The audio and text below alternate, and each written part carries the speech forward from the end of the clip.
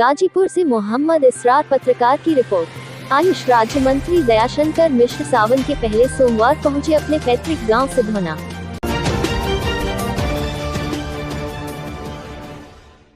उत्तर प्रदेश सरकार के औषधीय प्रशासन एवं आयुष राज्य मंत्री दयाशंकर मिश्र सावन के पहले सोमवार को अपने पैतृक गांव सिधौना पहुंचे।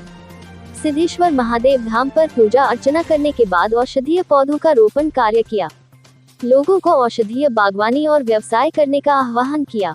डॉक्टर दयालु ने कहा कि हमारे औषधीय संपदा संकुचित होते जा रहे हैं, इसके कारण हमें जड़ी बूटियां पर्याप्त मात्रा में नहीं मिल पा रही हैं। इसलिए जड़ी बूटियों के संग्रहण और संवर्धन के लिए प्रयास किया जा रहा है। आयुष मंत्री ने पौधरोपण कर कहा कि औषधीय पौधों की खेती के लिए किसानों को प्रोत्साहित किया जा रहा है, जिनके पौधरोपण और व्यवसाय के जड़ी बूटियों के कारोबार से आमदनी की वृद्धि की जा सकती है। हमारे पास प्राकृतिक दवाओं की कोई कमी नहीं है।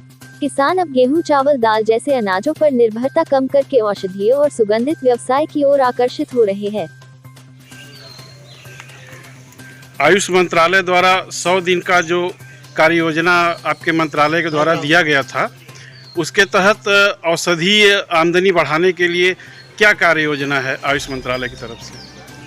देखिए, जो 100 दिन का टारगेट मिला था, लक्ष्य था, उस लक्ष्य को हम लोगों ने पूरा कर लिया है।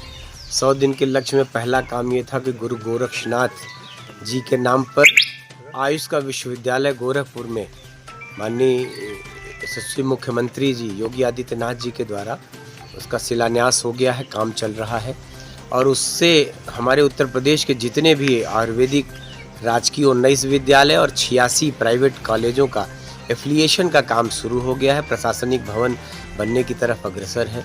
दूसरा लक्ष्य ये था कि करीब 500 हेल्थ वेलनेस सेंटर जो हमारे तैयार हैं, उस हेल्थ वेलनेस सेंटर का समाज के ऊपर क्या असर पड़ रहा है, उसके इम्पैक्ट स्टडी के लिए हम लोगों ने BHU से टाई अप किया है।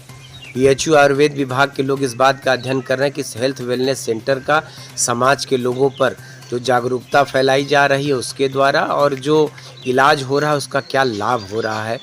तीसरा जो सबसे महत्वपूर्ण निर्णय हुआ कि हम लोगों ने भारत सरकार को इस बात के लिए एक प्रस्ताव बना के भेजा है कि हम उत्तर प्रदेश के अपनी जड़ी बूटियों और औषधियों की ज़रूरत को पूरा करने के लिए उत्तर प्रदेश में किसानों के द्वारा कॉन्ट्रैक्ट खेती के द्वारा 134 प्रकार की औषधियों की खेती कराना शुरू करना चाहते हैं।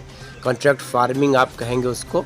तो उसके द्वारा हम लोगों ने उन पौधों की खेती कराकर, क्योंकि हमारी जो वन औषधियों की ज़रूरत है, वन पे अभी तक तो 80 से 85% हमारी आवश्यकता की पूर्ति वनों के द्वारा होती थी, लेकिन अब चूँकि निरंतर जो ज़रूरतें हैं वो बढ़ती चली जा रही हैं। 2014-15 में 5 लाख मीट्रिक टन जड़ी बूटियों की ज़रूरत पड़ती थी, वर्तमान में 100 लाख मीट्रिक टन की ज़रूरत 2021-22 तक आ चुकी है मांग। तो उस मांग को पूरा करने के लिए जब तक वो फार्मिंग नहीं होगी किसानों से, फार्मिंग का लाभ यह है कि किसान अभी तक जो गेहूं और धान की खेती करते थे, इसके अलावा जब ये औषधि पौधों की खेती करेंगे तो निश्चित उनको उपज का कई गुना लाभ मिलेगा और हमारी इन औषधियों की आपूर्ति भी सुनिश्चित हो सकेगी।